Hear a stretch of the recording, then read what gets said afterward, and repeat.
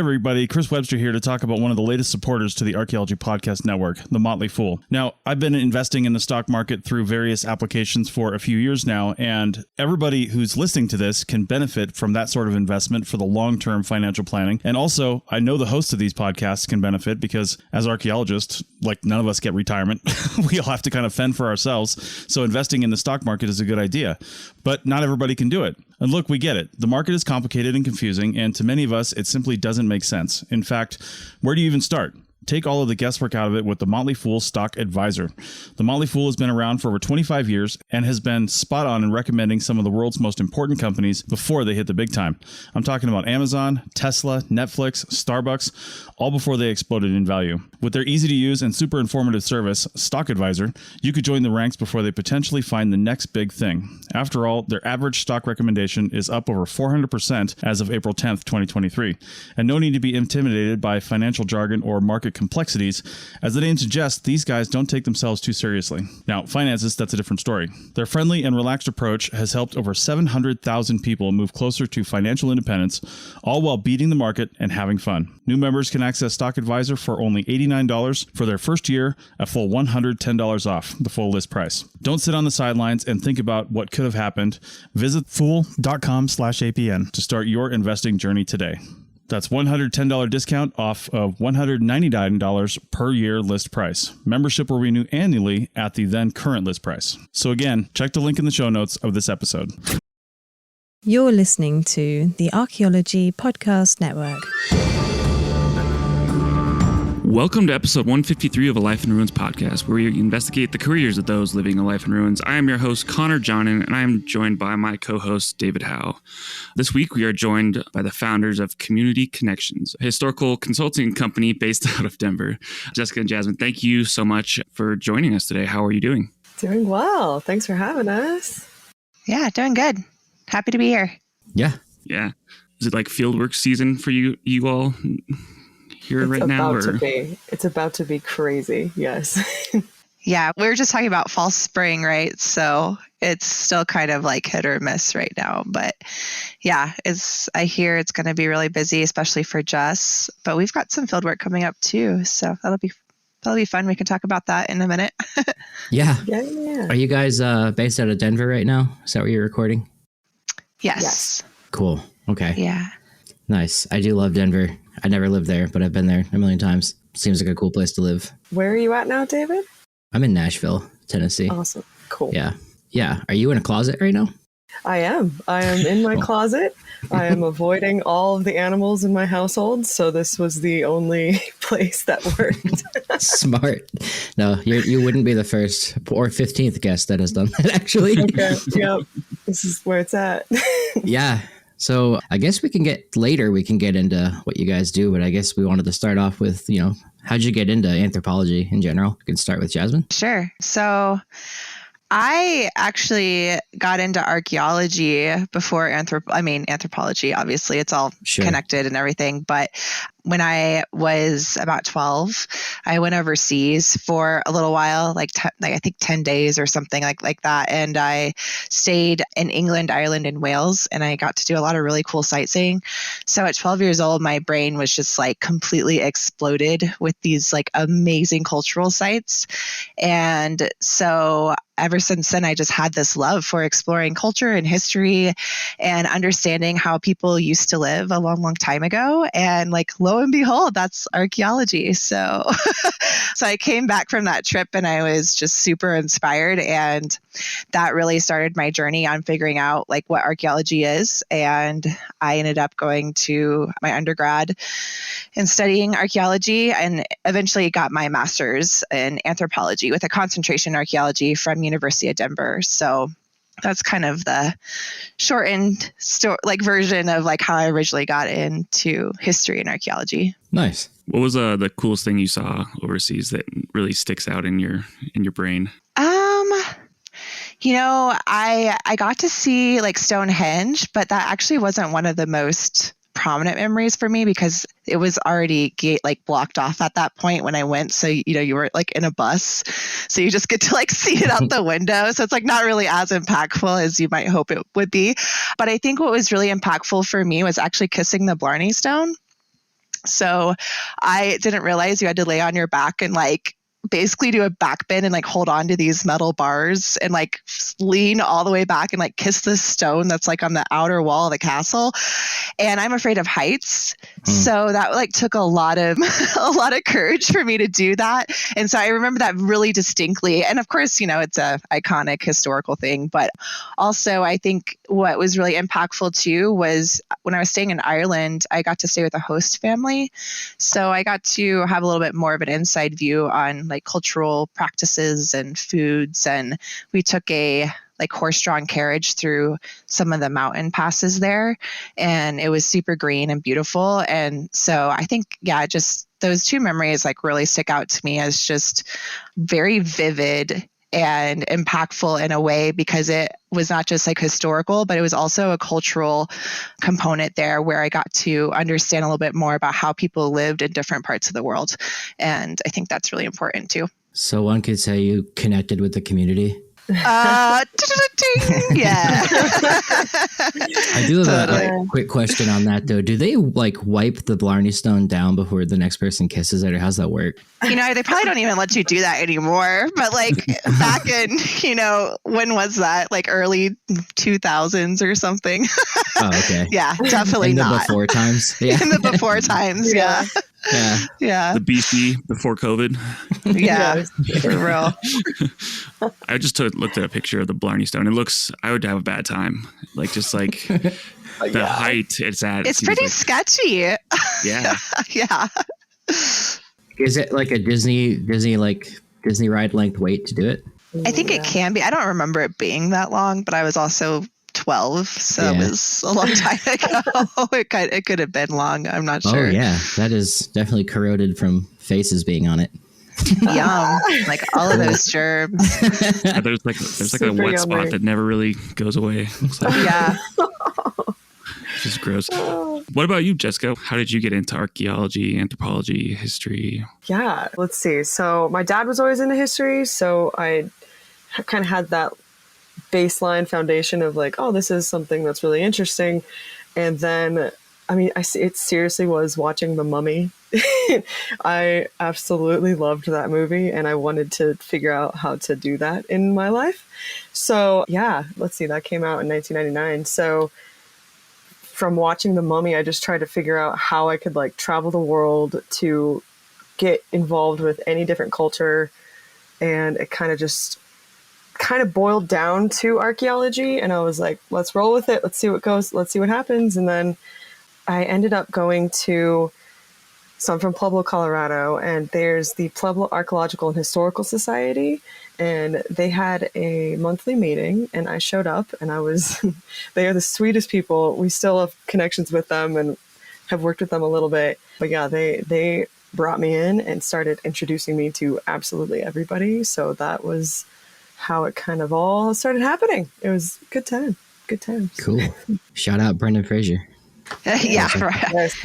We recently went and had a little talk at the Archaeological Society, and it was so sweet because like they just welcomed Jess back in, like their long lost daughter that had gone away and done all these amazing things and had come back to like share her journey. It was like really cool to see that connection there. Yeah, cool. So great. Super great. So I found like some of the nicest people can be in those like small archaeology chapters who are like really interested in what you do and ask you about stuff. I think that's something that any aspiring archaeologist should do, is go to one of these meetings and be welcomed in and be inspired, hopefully. Yeah, they're a great group. Super great to have them. So what exactly is it you guys do? Because it sounds like what you both just explained has kind of led to that. Yeah, we do a lot of different things, all combined under the name of Community Connections. So we're both field archaeologists that came together to really we want to change things. Like this is pretty much just salvage archaeology. So, a lot of the cultural resource management world is. And so we wanted to come together to really show the public that there's actually archaeology around, that it's not dinosaurs, that it has nothing to do with Indiana Jones, and that it's all around us. So Jasmine can explain more on that, but like, yeah, we have a big mission, big goals. Yeah. Yeah, I think primarily we use archaeology as a tool to talk about history and heritage and identity and what that looks like in communities. And using archaeology as a tool is really cool because it allows us to do all kinds of different things. It doesn't just pigeonhole us into just doing CRM or just doing this or that. It really opens the door to like all kinds of really unique, fun projects that some include fieldwork, some don't. Some are just purely educational. Others like are assessment projects. Others are just purely consulting projects. So it just is really neat to be in a space where we've kind of kicked the door down on like the limits of like what we can do with archaeology in a CRM world and taking it beyond that and really using it as a way to connect people together within a community. Yeah, exactly. That's super cool. How did you guys meet? Was it on a CRM project or at a company? No. It was conference. Go to your conferences. Yeah, that's where I met you.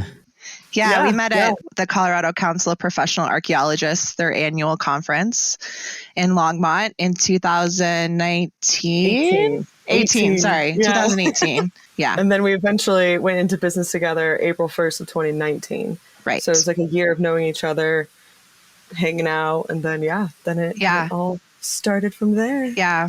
We met through a mutual friend, and she was like, you've got to meet each other. So we did. And Jess was like, she was like, hey, I'm Jess. I'm like, oh, hey, nice to meet you. I'm Jess. And she's like, I'm going to the bar. You want a drink? And I was like, sure. And so we just went and then we started talking, and I don't know how we got on to talking about public archaeology, like community archaeology and stuff, but we did. Yeah. It was like one of our very first conversations, and we were just like vibing. We're like, yeah, like we're so passionate. We're going to change the world. Like we're going to do this.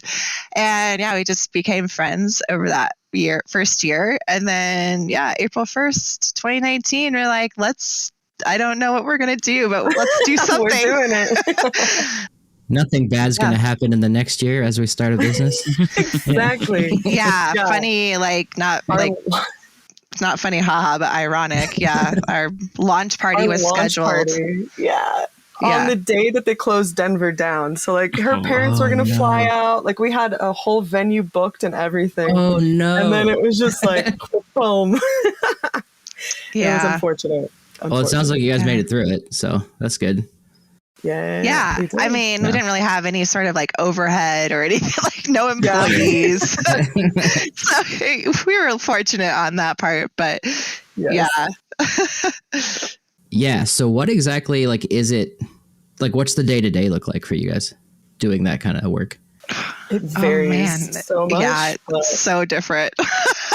Some days we're in the field if we have a specific project, but that's like a very little part of what we do. I think a lot of what we do is we create so much content, I think. Don't you think, Jess?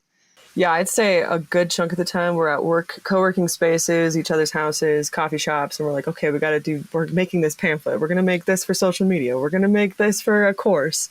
So it's constant, like, creating and dreaming and making things look pretty. Like it's fine tuning and creating all the time.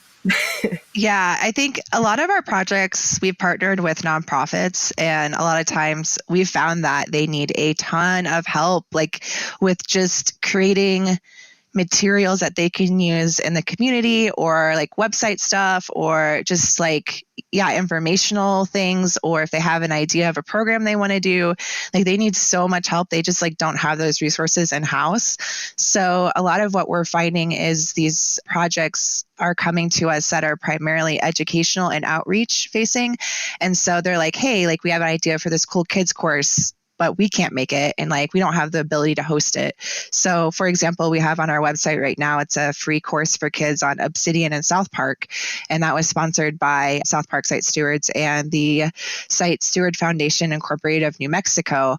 And it's just a free, like simple little course. It teaches kids how to make volcanoes and talks about obsidian and, how it was used by ancient peoples to make tools. And that's pretty much it. But like South Park Site Stewards didn't have someone to actually build it. They didn't have anywhere to really host it. They didn't know how to like put it on a website.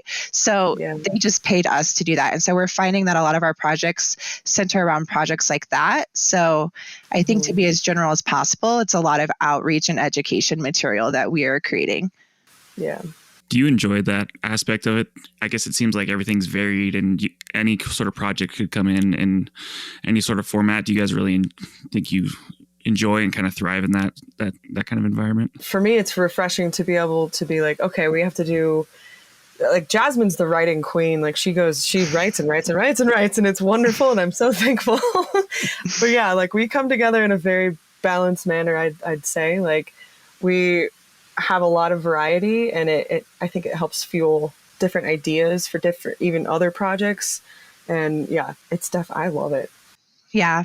I think what's really cool too is we have the ability to be like, oh, somebody should do this. And then we can do it.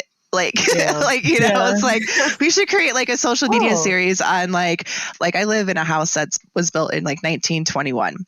And so I know I have archaeology in my backyard, and we're like, oh, we should just do a series on like archaeology in your backyard and just like use it as an educational thing. Right. And like, we can do that, so I think what's really cool about this is it like really opens the door to like kind of just using archaeology as a tool, like I said before, but doing like all these really cool things with it that you cannot do in CRM.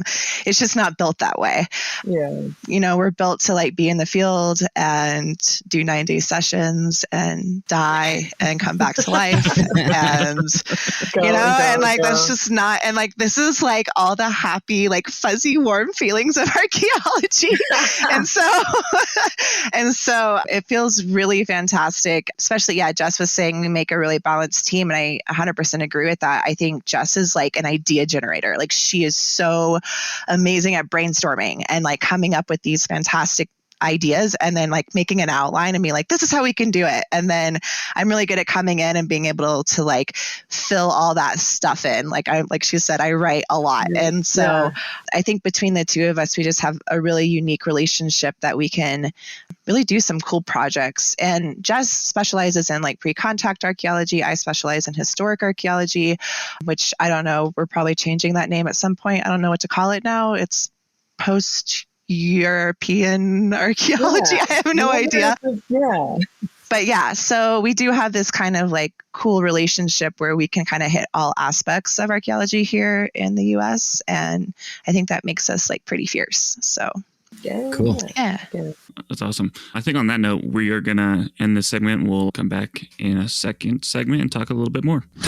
Hey everybody, Chris Webster here to talk about one of the latest supporters to the Archaeology Podcast Network, The Motley Fool. Now, I've been investing in the stock market through various applications for a few years now, and everybody who's listening to this can benefit from that sort of investment for the long-term financial planning. And also, I know the hosts of these podcasts can benefit because as archaeologists, like none of us get retirement. We all have to kind of fend for ourselves. So investing in the stock market is a good idea, but not everybody can do it. And look, we get it. The market is complicated and confusing, and to many of us, it simply doesn't make sense. In fact, where do you even start? Take all of the guesswork out of it with the Motley Fool Stock Advisor. The Motley Fool has been around for over 25 years and has been spot on in recommending some of the world's most important companies before they hit the big time. I'm talking about Amazon, Tesla, Netflix, Starbucks, all before they exploded in value. With their easy to use and super informative service, Stock Advisor, you could join the ranks before they potentially find the next big thing. After all, their average stock recommendation is up over 400% as of April 10th, 2023. And no need to be intimidated by financial jargon or market complexities. As the name suggests, these guys don't take themselves too seriously. Now, finances, that's a different story. Their friendly and relaxed approach has helped over 700,000 people move closer to financial independence, all while beating the market and having fun. New members can access Stock Advisor for only $89 for their first year, a full $110 off the full list price. Don't sit on the sidelines and think about what could have happened. Visit the link in the show notes of this podcast to start your investing journey today. That's $110 discount off of $199 per year list price. Membership will renew annually at the then current list price. So again, check the link in the show notes of this episode. Chicken tacos should only be trusted to chicken professionals. That's where we come in. Introducing Zaxby's new chicken finger tacos. One comes with pico de gallo and creamy chipotle ranch. And the other comes with bacon, lettuce, tomato, and avocado ranch. Chicken experts since 1990. Chicken taco experts since now. Order yours today in the Zax Rewards app. Woo, saucy! Zaxby's. Welcome back to episode 153 of A Life in Ruins podcast. We're here with Jessica, Jasmine, and unfortunately David. That's right. I wanted to start out and ask if you guys ever did a public archaeology course, field program, or if that was even emphasized kind of in your undergraduate degree. For myself, yeah, I went to Colorado State University. My professor was, yeah. That's where I met Connor. And I took a public archaeology class, and that just lit.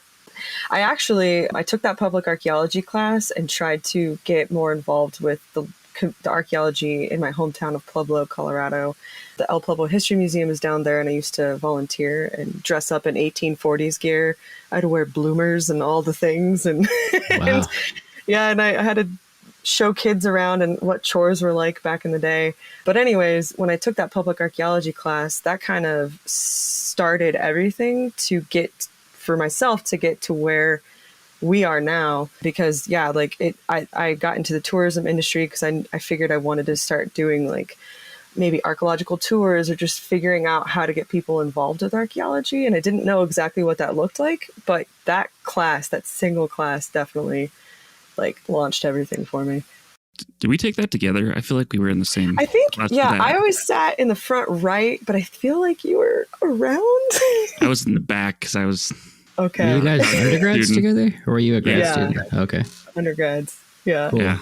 I mean, I think Jason, our Dr. LaBelle, taught that class super well. And I'm glad that we even got the opportunity to take something like that. Because I think it's important. Oh, yeah. Not something that I don't is a part of all curriculums, but it should be. I didn't have to take it. Oh, I agree. Yeah, I didn't have anything like that in my undergrad, although I was a little special case. I specialized in Near Eastern archaeology in my undergrad. I was pretty set on being a Israeli archaeologist and being out of here. But life is interesting, and that obviously did not happen. But my sweet little 18-year-old self thought it was a great idea. But yeah, in my grad school, definitely took some really cool classes. I think one of them that really impacted me too was digital anthropology. So talking about anthropology in online spaces and thinking about how we interact in that space and how that overflows into real life. And that was really interesting. But I also, one of my mentors and professors was Dr. Bonnie Clark at University of Denver. And she's the director of the Amache internment camp project down south in Coronado, Colorado. And so every other year, she's out there doing field work with her students and community members, has amazing relationships with some of the descendant community members down there. So that was really impactful I didn't actually get to go out there and excavate or anything, but I had a bunch of classes with her where we would use some of those artifacts that they excavated and do data analysis and things like that on them. So lots of talk about involving the public and, how you do a proper ethnography and stuff like that, which was, I think, really great for any archaeologist to have some of those skills, because even though we study, what's in the past, a lot of times what is in the present informs some of those stories in the past. And so I think it's really important to pick up some of those skills.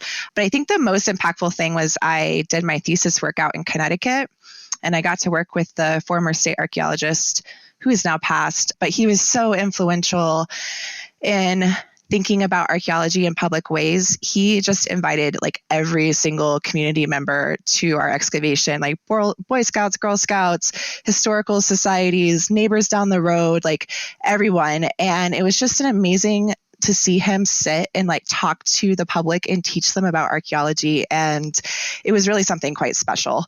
And it really it hit me deep down. I'm getting emotional talking about it. But I think too, I've always kind of held on to that as Jess and I continue to build this, because there was this amazing sense of belonging and identity in those moments where he would share this history with the communities. So that was super inspiring.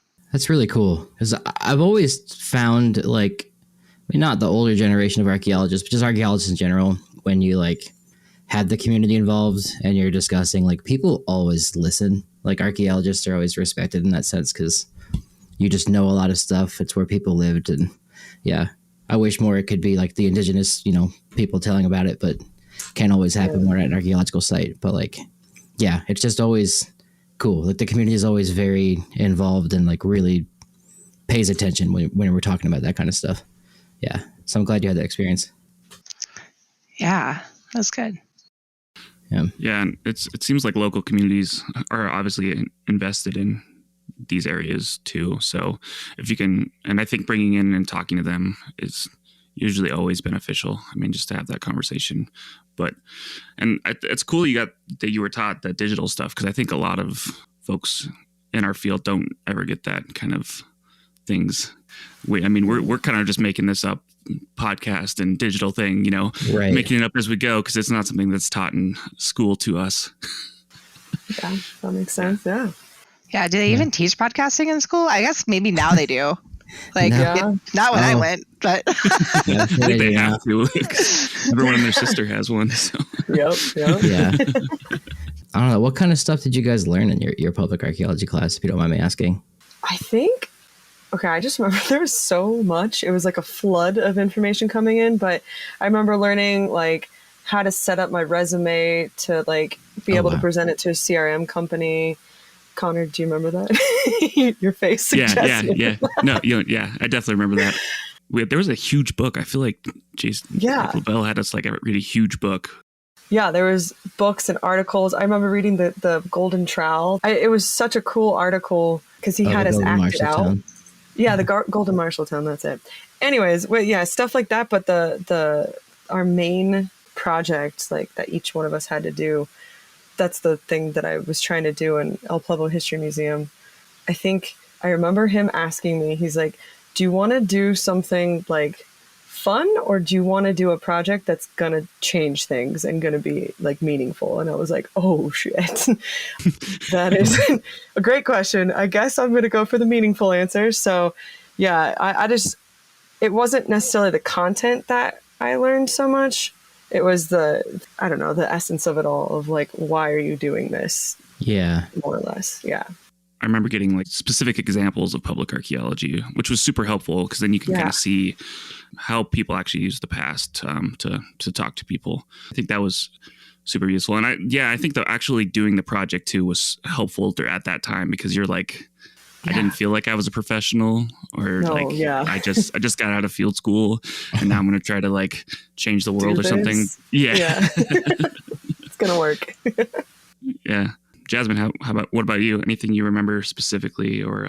I think I remember just a lot of examples of just like how to talk to the community, how to involve them, kind of like those nitty-gritty details of outreach.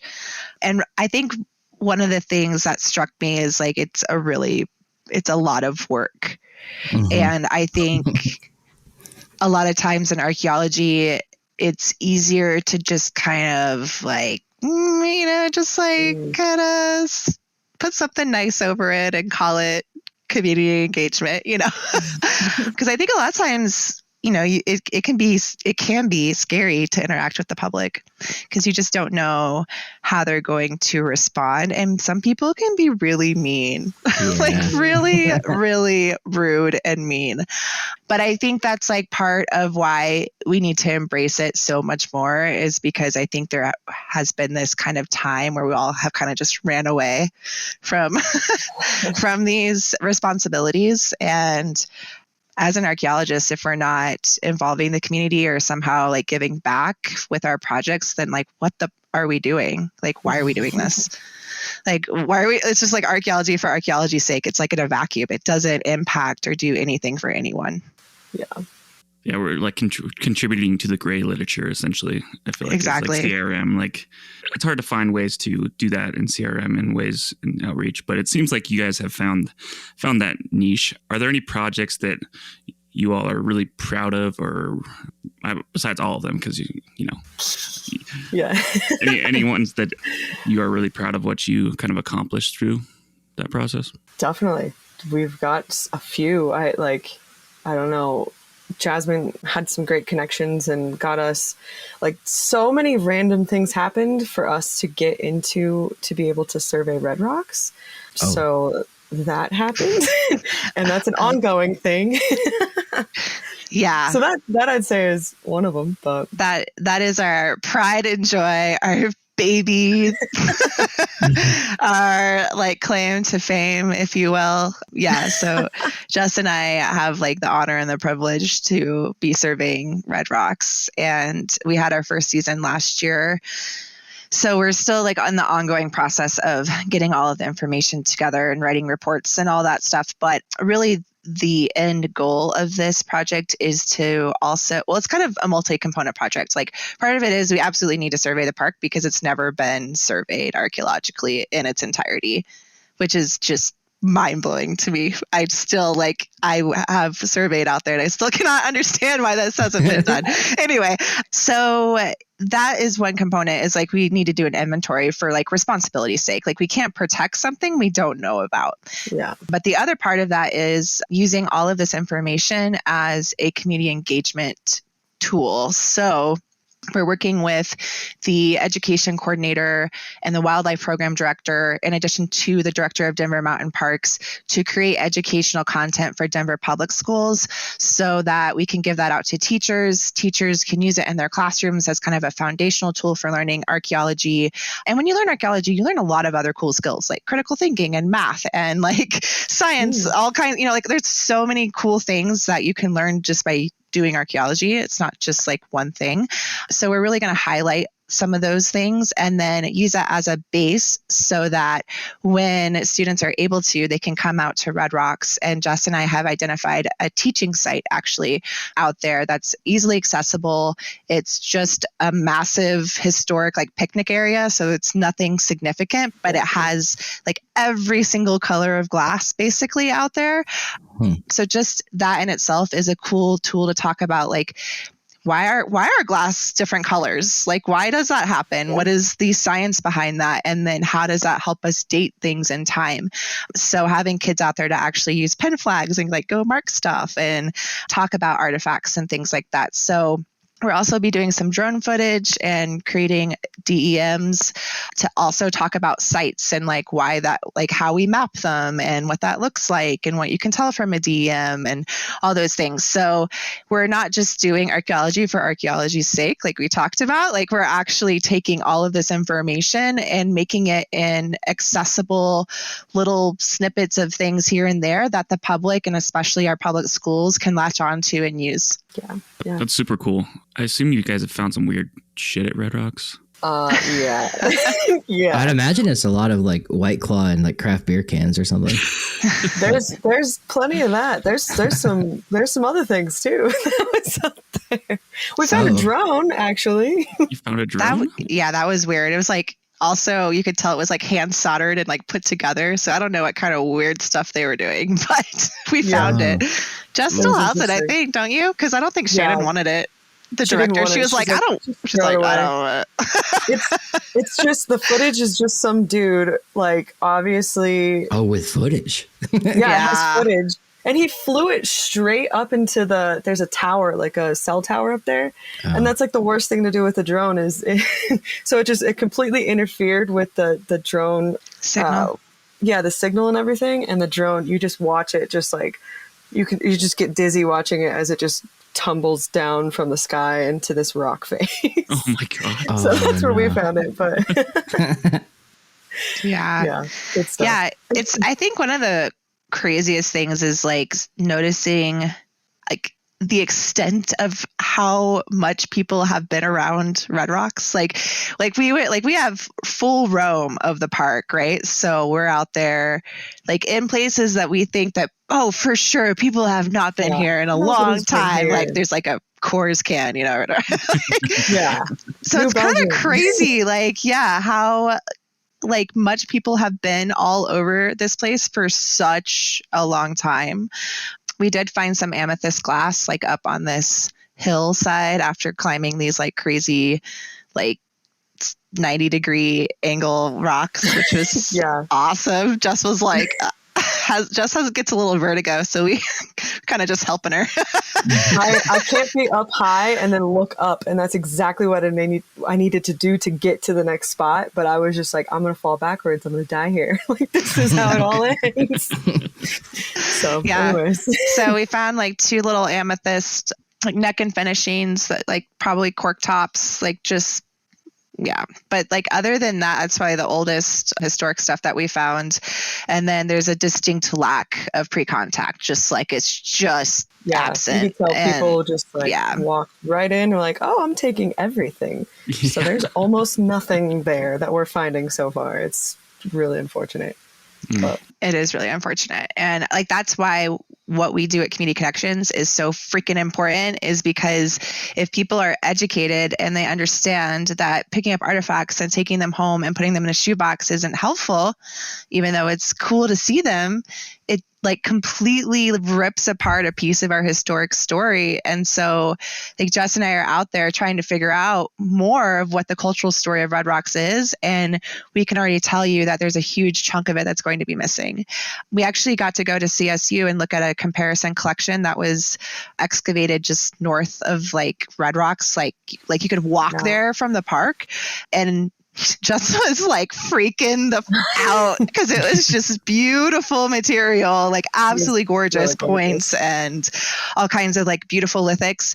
So we know, obviously historically we know anyway, but like we know also just from this one single site that there should be beautiful things here and they're missing, which just like really breaks your heart. And like as an archaeologist, you can just feel the void, and it's sort of creepy. It's like not right. It's weird. Yeah, it was super weird.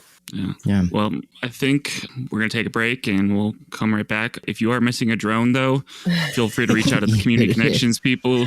Yep, we got it. We can also give you some informative material saying that you should not fly close to things that'll interfere with your connection. Also illegal in the park, just FYI. Yeah, it's super illegal. So contact us on your own, like, under pseudonym or whatever you want to do. Yeah. Anonymously. Yeah, there you go. And we'll be right back. What's the easiest choice you can make? Window instead of middle seat? Picking a vendor who sends a great gift basket? Outsourcing business tasks you hate? What about selling with Shopify?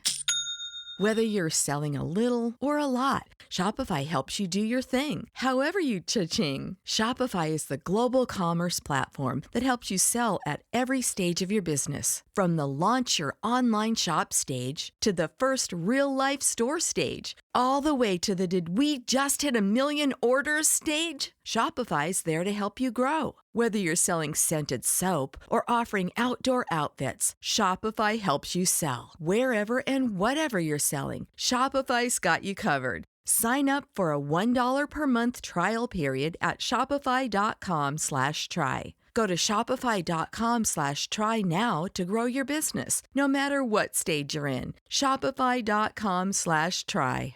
Back to episode 153 of a Life in Ruins podcast. I'm your host, David Howe. I'm here with Connor Johnen and our friends with Community Connections. We were just talking about the really cool archaeology and the drone you found at Red Rocks.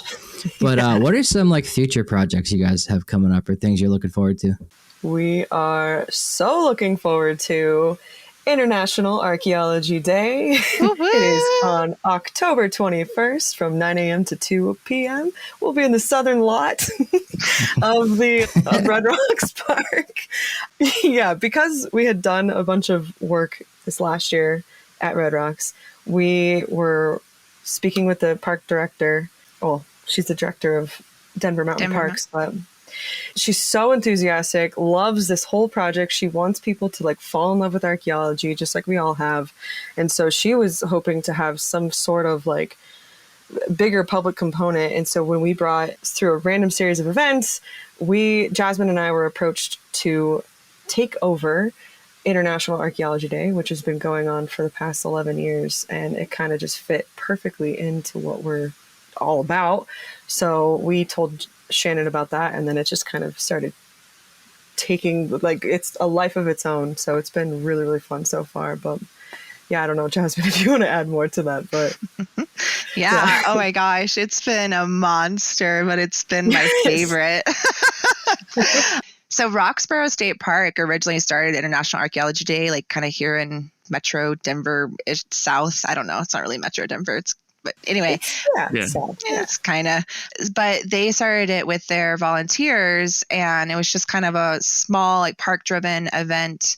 And it just continued to grow like year after year after year until it outgrew Roxborough, and they had to find another venue to host it. It got like, I think before the pandemic, they had like up to 800 people attending, which is like a lot. I actually didn't realize how big it was until I started getting into all the numbers for the grants that we applied for. So yes.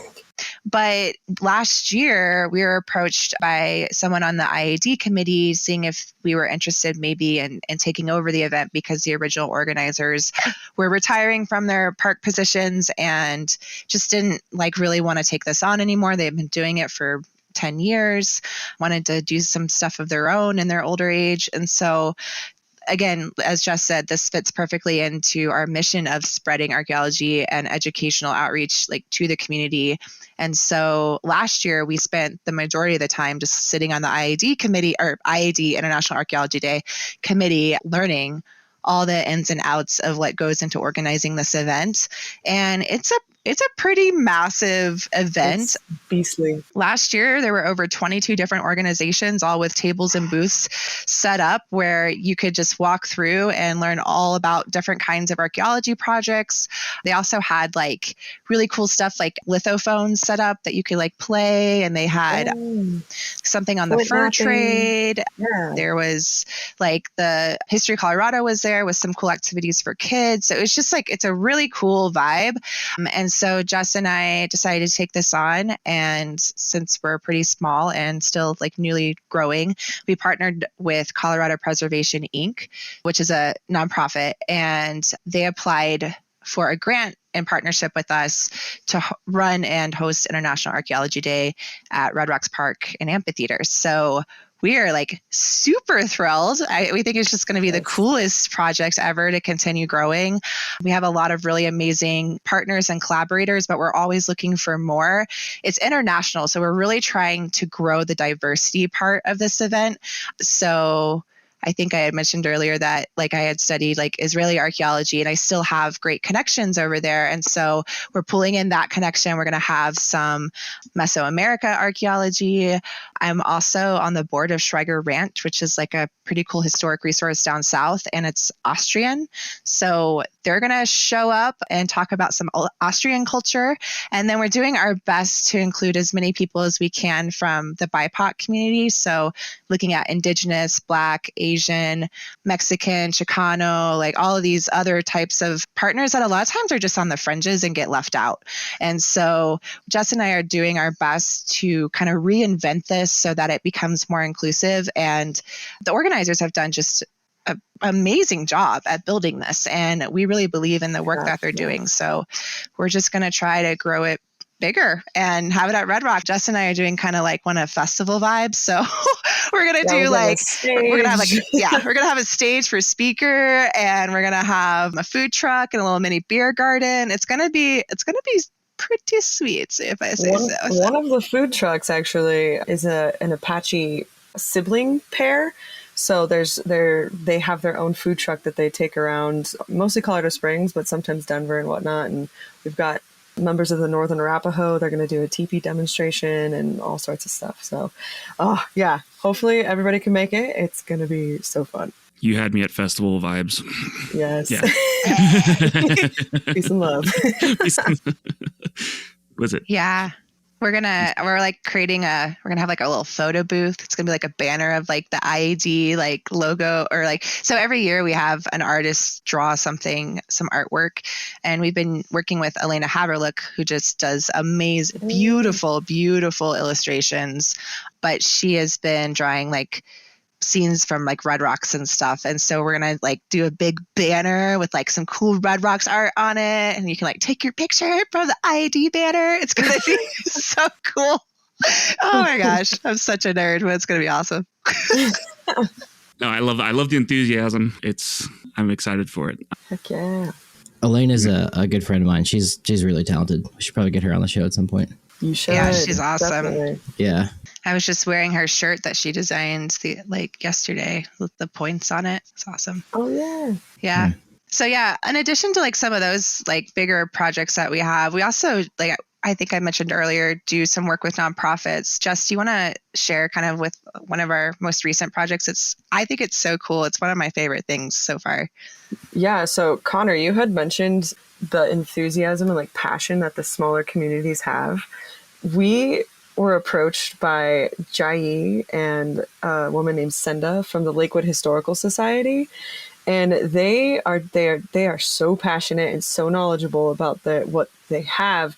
And apparently in the next probably year or so, there's going to be a big push in Denver to begin xeriscaping and getting rid of the different like lawns and yards that take up a lot of water. They're trying to get to minimize that basically. And so Senda realized that by doing this, a lot of yards are going to be torn up. So that's very unfortunate.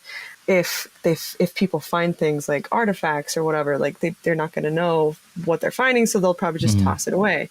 So the Lakewood Historical Society came to us to be like, hey, can you help us create something to get people to know what archaeology is, know what it looks like in this area, and then like just we can kind of start like a database or something like that. So it all formed into this whole thing, and now it's called the Guardians of...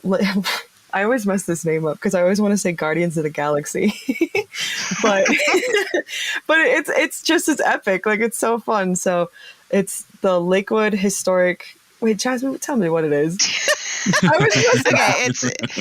It's Guardians of Historic Lakewood.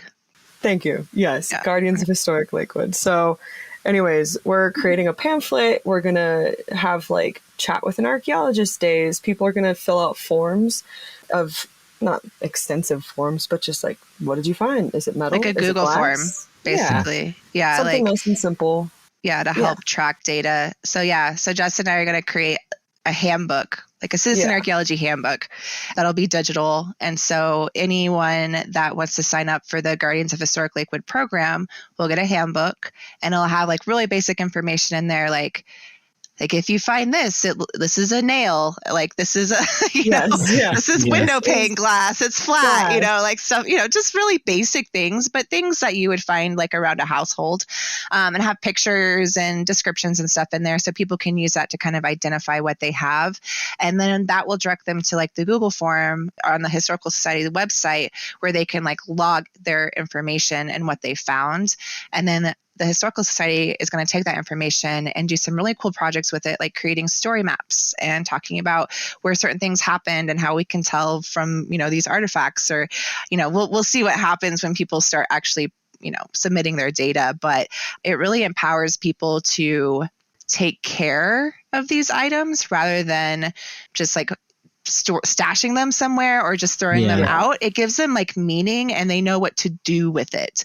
And I think that's really important. So again, like that educational component of empowering just Mr. Joe across the street to be like, you can be an archaeologist. Everyone can be an archaeologist, And it all empowers us to continue protecting our history and to be actively recording that history too, because a lot of times like that as we know as archaeologists, we don't know a lot of intimate details unless there's like a diary or there's like an outhouse or, there's like a privy, right? We don't get a lot of like intimate details of how people were living. And so I think this is a really cool approach to capturing some of that intimate data that would otherwise just be gone. There's just there's no reason to, hire an archaeologist to come to your backyard. Mm-hmm. But if you empower citizens to know what they're finding and to be able to report that and tell somebody about it, then like we can really start talking about some cool stuff, I think, just even from a research perspective. Yeah. Also, the Butterfly Pavilion showed a lot of interest in this project as well. So they're probably going to give information as well to when people are told, please, rearrange your yard. The Butterfly Pavilion is going to be like, well, if you want to help the environment, here are some local plants that help pollinators and all that kind of stuff. So it'll be a nice guide for the community to really understand what is happening around them. So, yeah. Yeah. Yeah. And mixing like archaeology and environment is like so great. I love it.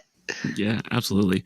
Just the like the fact that you guys are talking with people in the community about like with the Google form and stuff too. Like I've just found a lot of people have no idea where to start with that. Like, oh, I found an artifact. There's no like 911 for an archaeologist. So like they just put it in a coffee can and put it on like somewhere. But if you say like, hey, like an archaeologist came and looked there, like the school knows about this like artifact we have, it makes it even cooler to them too. So I like that a lot. Yeah. Heck yeah. Yeah, we're excited to see where it goes and how it starts. I imagine it's like a little snowball right now, right? And then like once people like know that it's available and like latch onto it, it's just like going to grow and grow and grow. And what's cool about this is the Historical Society is really into sharing this, like duplicating this for other historical societies. So they're not like gatekeeping or like trying to like make it just their own thing. Like they want to share this program and have it duplicated like throughout different historical societies around the state or even abroad. And so I think like that's a really cool way of envisioning like how do we continue to connect people together on a broader scale. No, that's super cool. I think we're going to have a lot more archaeologists on our hands if this keeps going the way it seems like it's going, which is awesome. I think we should all learn to love and respect and try to understand the past. Yeah. And it seems like in other disciplines, the citizen science approach works. Like it always seems to work and it benefits the communities. So I'm glad that you guys are taking that kind of approach. It's going to be cool. Yeah, thank you. Yeah, We're thanks. excited. I guess, do you have any like closing remarks on what you want to do with it or like anything you're proud of about the Community Connections? Anything you want to let the world know?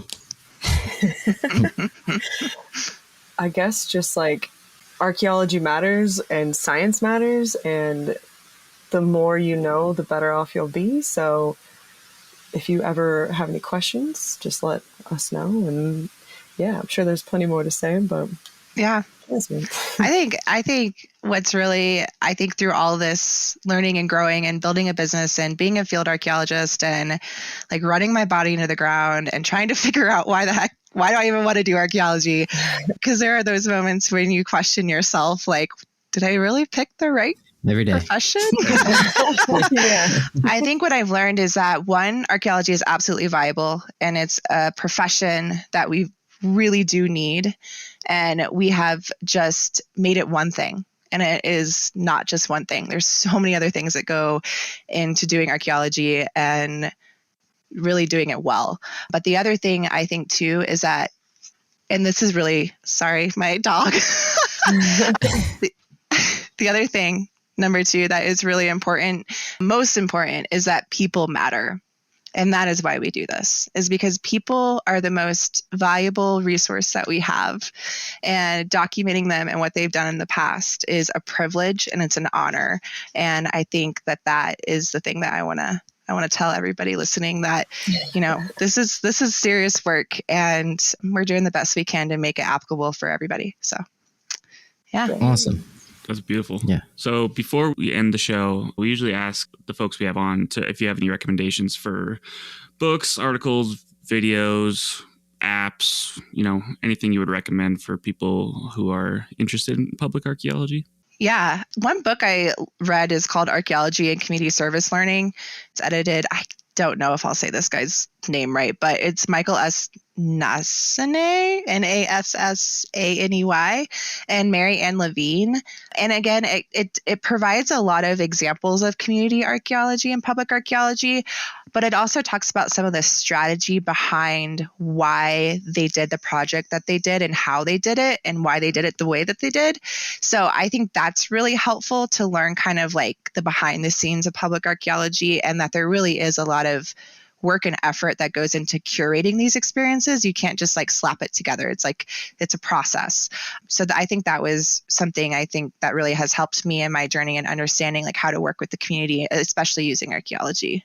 Yeah. Yeah, I've got, so the book that Connor and I, one of the books that we had to read in class, I did pull that up. So I think it was beneficial for sure. It's the ethical issues in archaeology, and it's just kind of a culmination of a bunch of people's work coming together, but it just teaches you and gives you different perspectives of how and why to work with the public in different aspects and whatnot. But also, if someone's interested in public archaeology, definitely, if you can, go to like conferences and such, because the more people you know, the better, and it'll just help to expand maybe what you're looking to do with public archaeology and all of that. But yeah. Or your local archaeology society. Like here we have Colorado Archaeological Society, CAS. The resources like that are amazing to get you connected into archaeology. And it gives you also that community perspective too, because those organizations are community driven. Mm-hmm. So it gives you that inside view. So yeah, I think that's a good suggestion, Jess. Good idea. Yeah. Where can the listeners find you guys on social media or about your business? You can find us on Facebook and Instagram at Community Connections LLC. And then also our website, communityconnections.biz, which we're talking about artifacts. So we built a resource called the Artifact Identifier. And it's all about if you find something while you're out, like what do you do with it and who do you tell? So that is also a free resource on our website, and you can go there. It's like right on the front page, and you can download it for free and pop it on your mobile. So when you're hiking, you know what to do. Cool. That's an excellent resource. Totally. Awesome. Because this is a Life in Ruins podcast, we do have to ask you a very important question, which I think I know the answer for because you both are very passionate about the past. If you were given the opportunity to kind of do this all over, would you still kind of choose to live a life in ruins? Yeah. 100%. Yeah, definitely. Good. Awesome. So we just interviewed Jessica Ericson and Jasmine Saxon. Is that right? Yes. The show notes will have their website, their handles, Instagram, etc. Yeah. Yeah. Can you guys just please rate and review the podcast? I'm not even going to go into it. Just rate and review the podcast and hit the stars or whatever. You know how to do it. Share it with a friend. Lambast us on Reddit, whatever you want to do. Cool. All right. Well, yeah. Thanks for coming on. Thanks for having us. Thanks for having us. It was great. Yeah.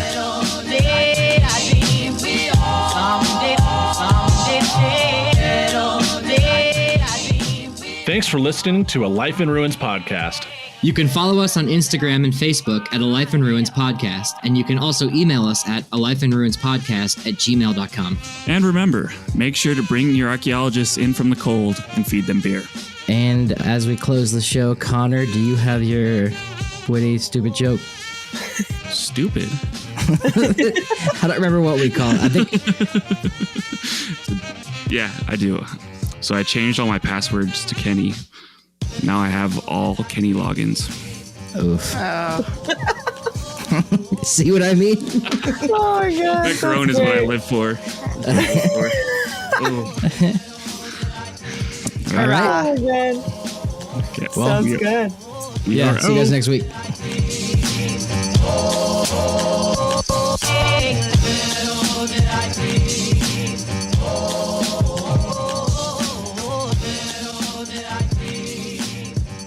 This episode was produced by Chris Webster from his RV traveling the United States, Tristan Boyle in Scotland, DigTech LLC, Cultural Media, and the Archaeology Podcast Network, and was edited by Rachel Roden. This has been a presentation of the Archaeology Podcast Network. Visit us on the web for show notes and other podcasts at www.archpodnet.com. Contact us at chris@archaeologypodcastnetwork.com. Chicken tacos should only be trusted to chicken professionals. That's where we come in. Introducing Zaxby's new chicken finger tacos. One comes with pico de gallo and creamy chipotle ranch. And the other comes with bacon, lettuce, tomato, and avocado ranch. Chicken experts since 1990. Chicken taco experts since now. Order yours today in the Zax Rewards app. Woo, saucy! Zaxby's.